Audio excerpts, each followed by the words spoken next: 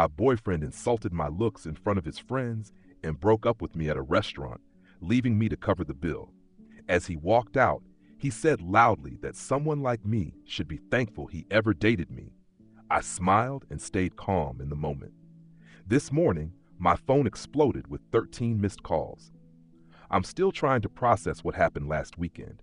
I keep replaying it in my head, wondering if I somehow imagined it, but my maxed out credit card and the ice cream stains on my couch confirm it was very real.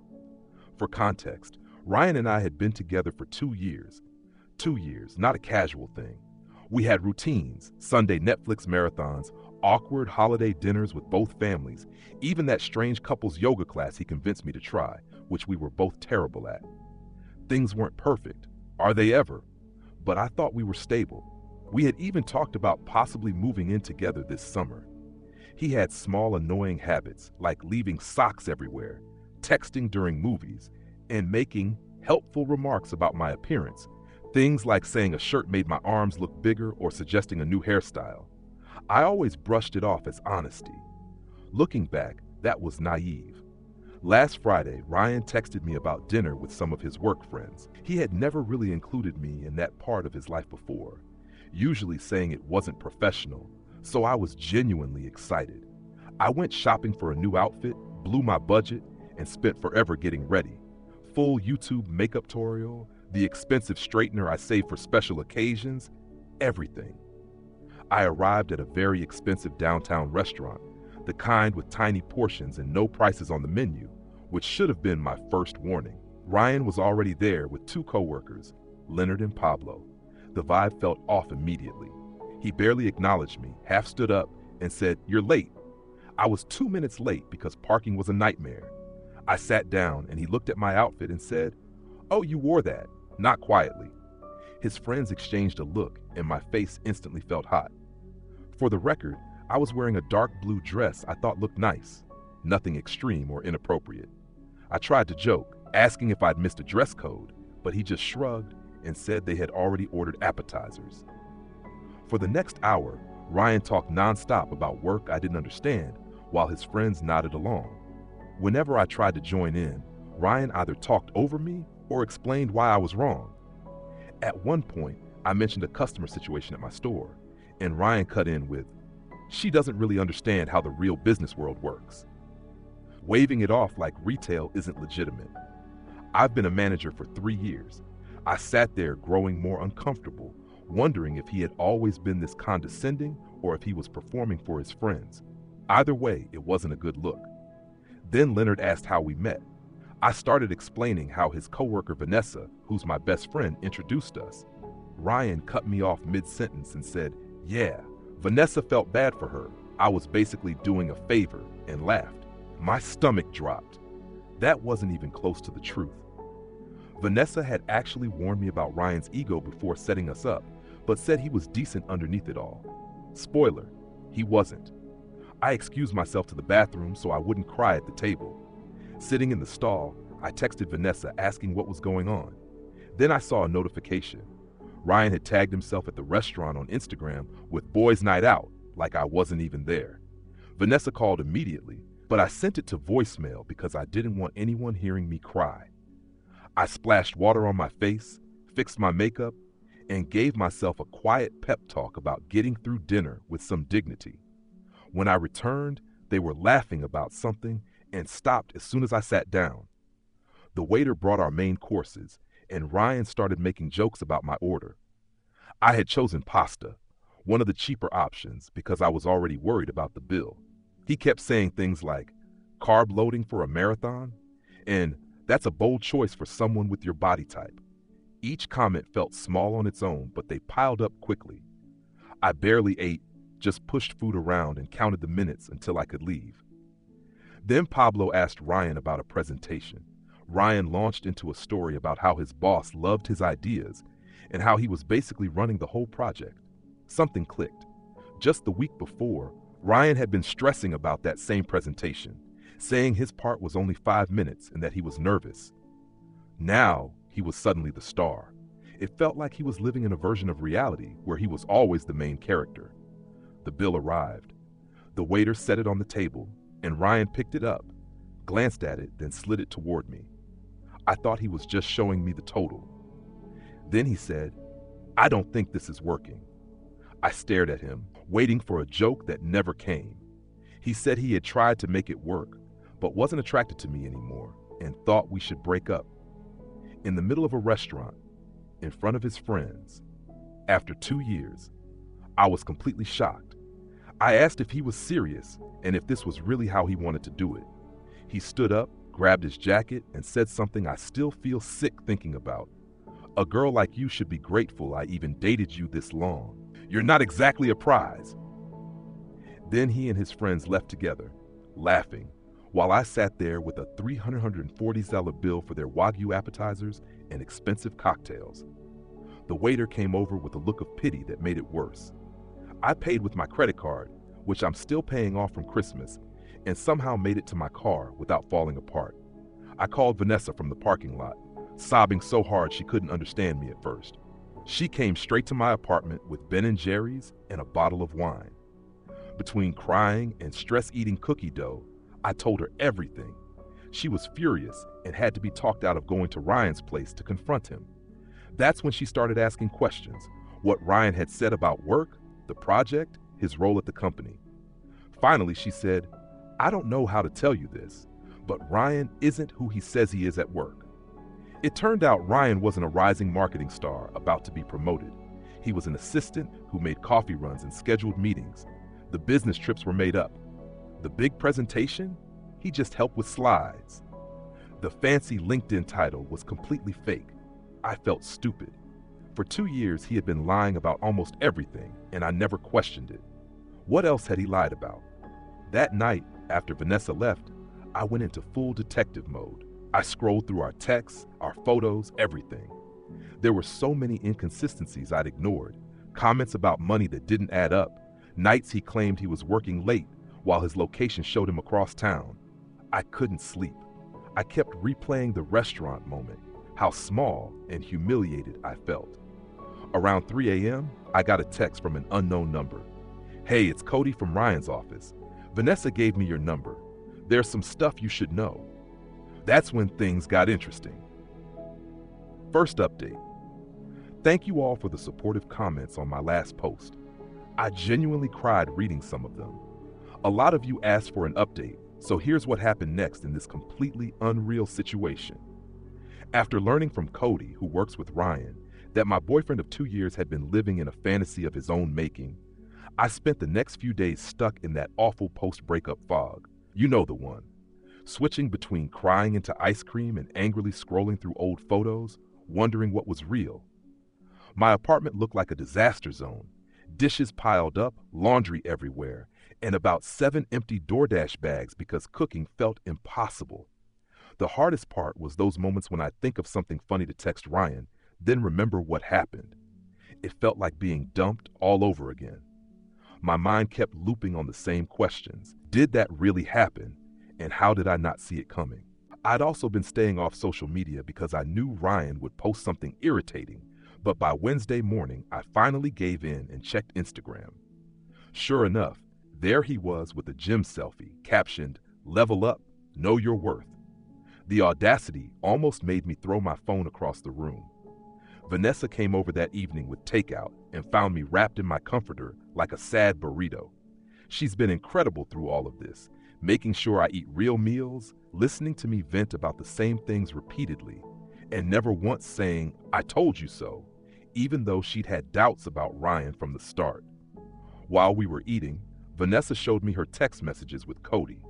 Apparently, they'd been talking a lot, and he had plenty to share. According to Cody, Ryan had been telling people at work that he dumped me because I was clingy and constantly talking about marriage, which is ironic because I wasn't the one who made a Pinterest board called Future Home Ideas. Ryan actually had one and claimed it was research for a work project. Then Cody dropped the real bombshell. Ryan wasn't just lying about his job title. He was currently on probation for taking credit for other people's work and might actually be fired soon. Those late nights at the office weren't dedication. They were him scrambling to fix mistakes before anyone noticed. The business trips? Completely made up. I was still trying to absorb all of this when my phone rang. It was Tina, Ryan's mom. I almost didn't answer because it felt awkward, but I decided to be mature about it. Tina has always been very kind to me. She remembers my birthday and genuinely asks about my life. She sounded worried and asked if everything was okay between Ryan and me. Apparently, he told his family we'd had a small argument, but that things were fine. A small argument. This man publicly humiliated me, broke up with me in front of his friends, and left me with a huge bill. I kept my response vague and said we were taking some space because I didn't want to put her in the middle. Then she mentioned Ryan's birthday dinner on Saturday and said the whole family was excited to see me there. I nearly choked on my lo mein. Ryan had told his family we were still together and that I was coming to his birthday dinner. The dinner was at his parents' house, and apparently he told them we had big news to share. After I hung up, I sat there stunned while Vanessa stared at me like I'd grown another head. She asked if he was delusional or just a pathological liar. Honestly, I was wondering the same thing. That's when we came up with a plan. I wasn't going to disappear on his family. They had always treated me well and deserved to know who Ryan really was. At the same time, I wasn't going to make a scene or act out of spite. I would attend the dinner as invited and let the truth come out on its own. The next day, Cody met me for coffee. It was a little awkward since we'd only known each other through Ryan, but he turned out to be easygoing. He confirmed everything and added even more details about Ryan's lies at work. The team Ryan claimed to lead was actually just him and 2 interns. That big presentation he said he ran last month, he was only clicking through the slides while his boss spoke. Cody seemed genuinely upset for me and said he'd always felt Ryan's stories about me didn't quite add up. Apparently, Ryan often complained at work that I was high maintenance, when in reality, I'd been paying for most of our dates toward the end because he said he was between paychecks. I now realize that probably meant he was just bad with money. Halfway through our conversation, Cody got a text from their boss asking if he could come in Saturday evening to help with an urgent project. Cody was disappointed because he already had plans, and that's when an idea hit me. What if Cody needed to drop something off at Ryan's parents' house during the birthday dinner? The timing would be perfect. As we were working out the details, my phone buzzed with a text from Ryan, the first since the restaurant incident. It said, "We need to talk about what happened. I might have overreacted." Might have. I showed the message to Cody, and he nearly spit out his coffee. Overreacting is getting annoyed when someone is late, not publicly humiliating your girlfriend of 2 years. 2 years and leaving me with a $300 bill. I didn't reply. I let him sit with it. The next 2 days blurred together as I prepared. I wasn't going into that dinner unprepared. I went back through old messages, finding lie after lie, dates when he claimed to be at conferences that never existed, stories about coworkers that Cody confirmed were fake, even photos Ryan had posted at work events that turned out to be pulled straight from the company website. Friday night, Vanessa came over to help me choose an outfit. I'll admit, part of me wanted to show up looking incredible just to spite him, but we agreed that the smarter move was to look polished without seeming like I was trying too hard. We chose a simple black dress. Ryan once said made me look average, which I now realize was his strange way of cutting me down, since I always got compliments when I wore it. I barely slept that night. What if this backfired? What if his family sided with him? What if I froze and couldn't follow through? By Saturday morning, my nails were gone, and I had replayed at least 17 different outcomes in my head. Around noon, Ryan texted again. "Looking forward to seeing you tonight. Wear something nice. My parents are excited." I ignored that one too. I let him believe whatever he wanted. I spent the afternoon getting ready, caught between dread and anticipation. Vanessa helped with my hair and talked me through it when my confidence started slipping. At 5:30, I got into my car and headed to his parents' house. I had to pull over once because my hands were shaking too badly to drive. I sat there, doing the breathing exercises from that meditation app I downloaded months earlier and never used. I wondered if this was a mistake. Maybe I should just block Ryan everywhere and move on like a normal person. But then I pictured him at that dinner, telling another version of our story, probably making himself the victim. That thought settled it. I arrived at 6:15, fashionably late, which I knew would irritate Ryan. Several cars were already in the driveway. The whole family was there. I checked my makeup in the mirror, took one last breath, and walked to the door. Ryan's dad opened it with a big smile and a hug, welcoming me inside. The house smelled like Tina's famous pot roast, and for a moment I felt a wave of sadness.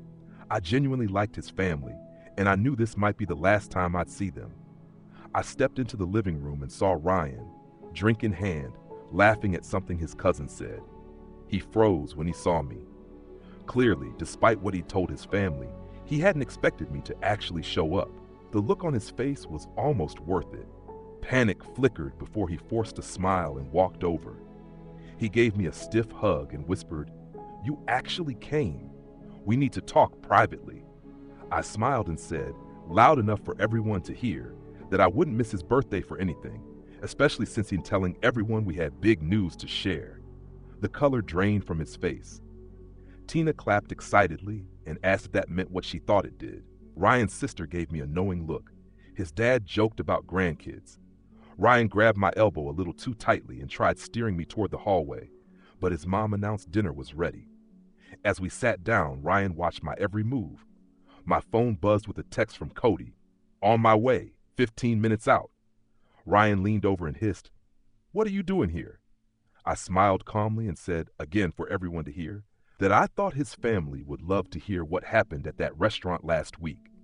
The panic on his face as his mom served dinner made every second of stress worth it. Second update. I'm finally ready to share what happened at Ryan's birthday dinner.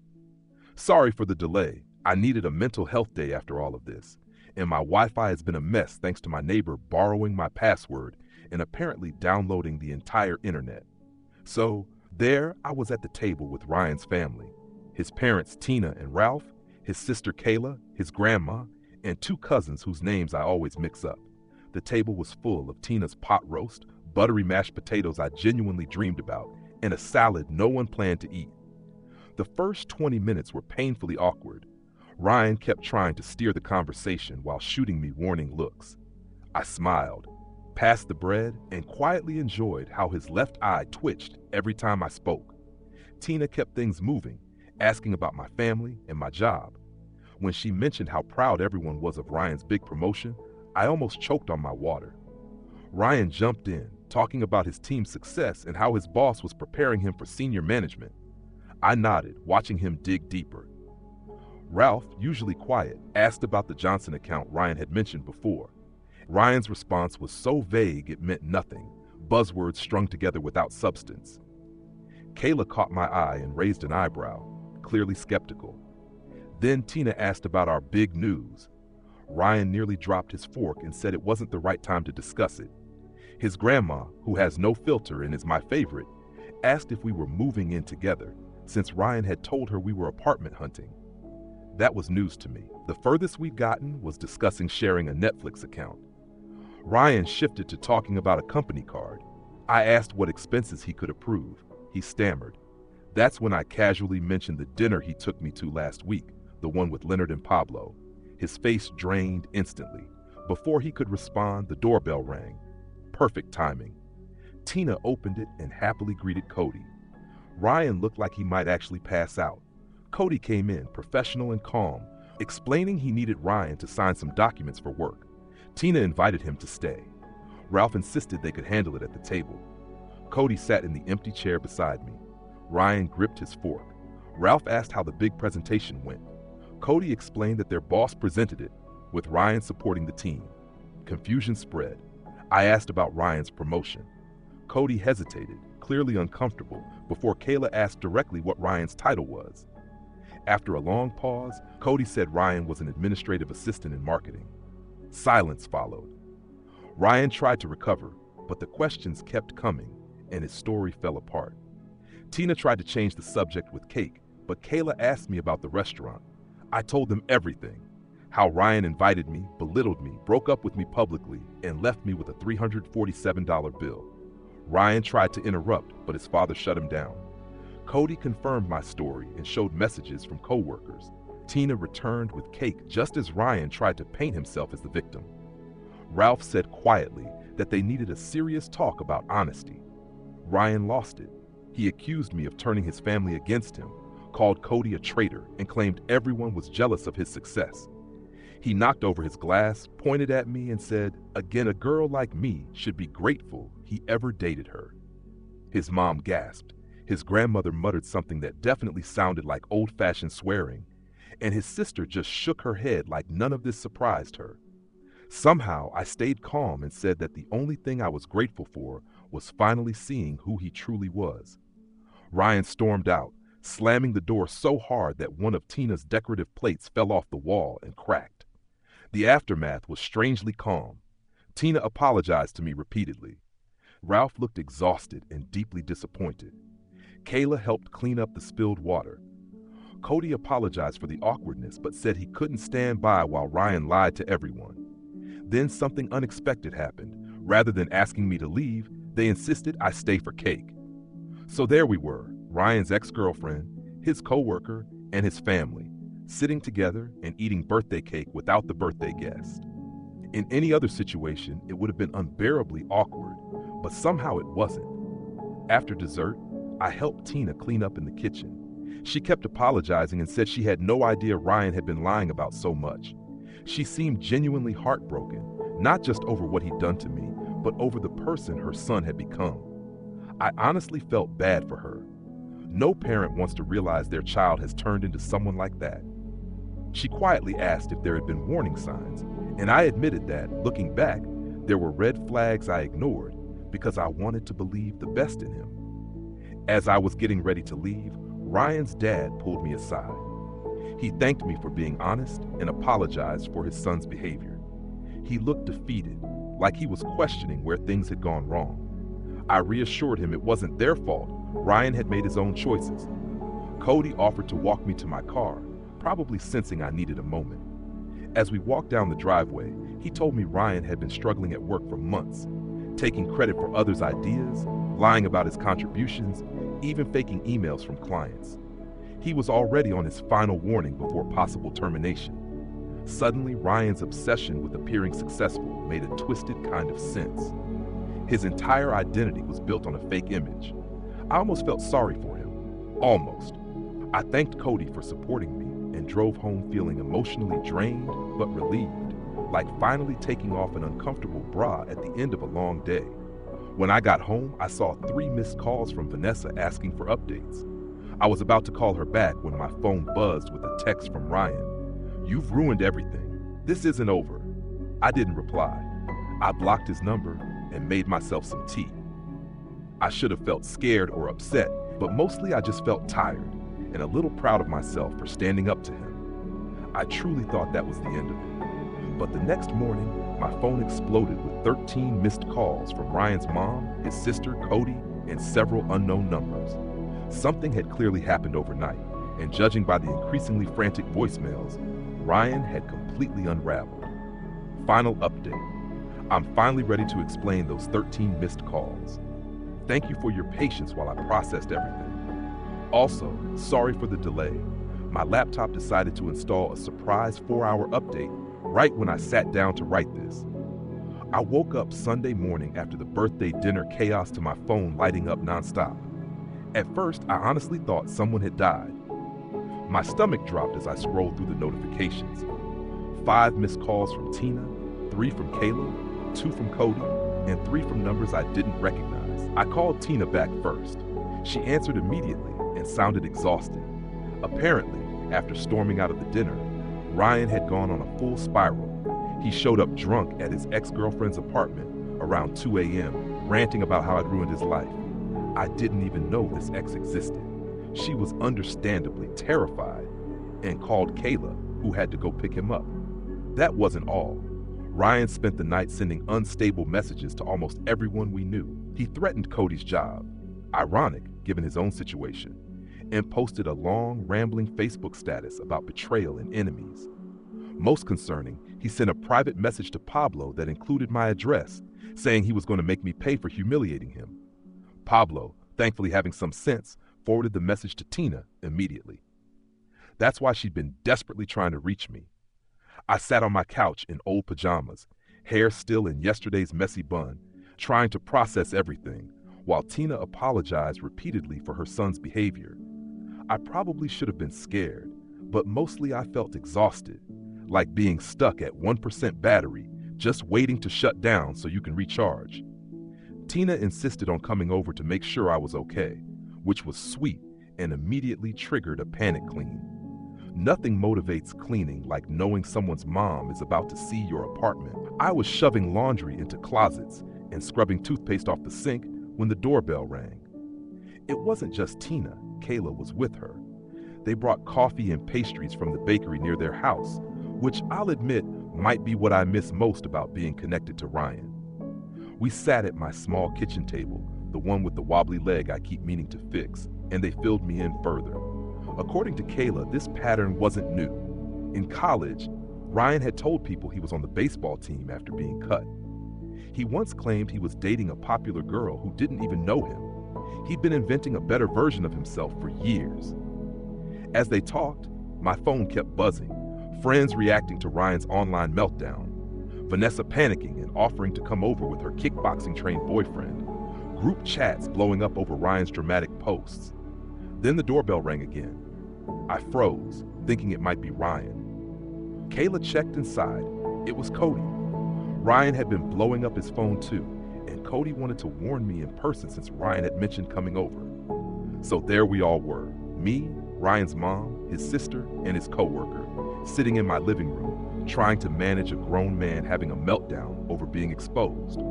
Cody mentioned their boss had already seen screenshots of Ryan's social media, so Monday at work wasn't going to go well. Kayla worried Ryan might do something reckless if he lost his job. Right then, my doorbell rang again. This time it was the building manager, looking uncomfortable. Ryan had been downstairs causing a scene and demanding access to my apartment. The manager refused and threatened to call the police. Ryan left, but not before yelling accusations loud enough for the whole floor to hear. Tina was devastated. Kayla suggested I document everything in case things escalated. As we were talking, my phone buzzed again. Ryan had tagged me in an Instagram story. Against everyone's advice, I looked. It was an old photo of me asleep on his couch with my mouth open, captioned with insults and that familiar line about me being grateful. That was his big revenge.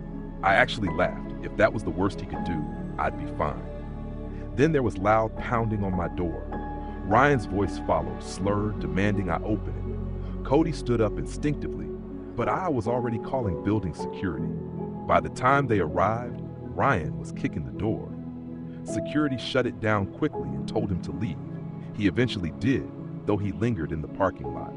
Tina went downstairs to deal with him herself, and Ryan's dad had to come pick them both up. The whole situation was just sad. After they left, Cody and I sat in silence until he asked if I had alcohol. We shared a bottle of wine I'd been saving, which definitely counted as a special occasion. Vanessa stayed over that night just in case. Ryan didn't return. We ordered pizza, watched bad reality TV, and tried to process the chaos.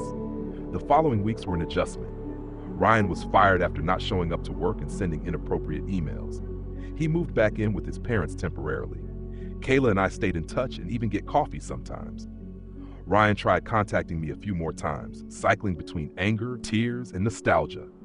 I never responded. He made fake Instagram accounts to message me, but they were obvious and quickly blocked. The strangest moment was running into him at Target a month later. He looked exhausted. We made eye contact, and then he turned around and walked away, abandoning his cart in the aisle. That was 3 months ago. Ryan eventually moved out of state to stay with his uncle. His social media went quiet, and Kayla thinks his parents finally cut him off financially until he agrees to therapy. As for me, I'm doing well. My apartment feels like mine again. I rearranged the furniture, replaced anything that reminded me of him, and moved on. The most unexpected outcome is my friendship with Cody. We're not dating, despite Vanessa's efforts, but we grab lunch and send each other dumb videos. It's nice having someone who understands the whole situation. Looking back, I'm not just angry anymore. I'm oddly grateful. For dating Ryan, definitely not, but for finding out who he really was before things went further. Imagining a future where I'd moved in with him still makes me